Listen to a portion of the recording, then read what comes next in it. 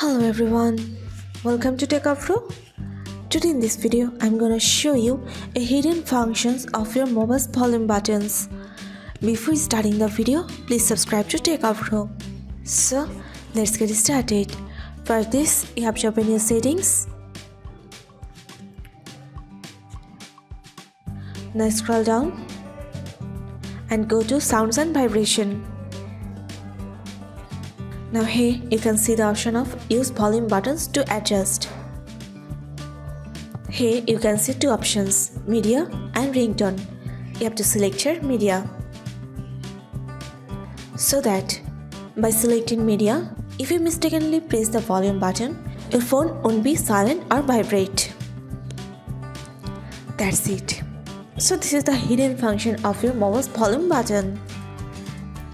So guys, that's it. You can do this. I think this video is very helpful to you. If it was, then give a thumbs up and hit the subscribe button. And thanks for watching.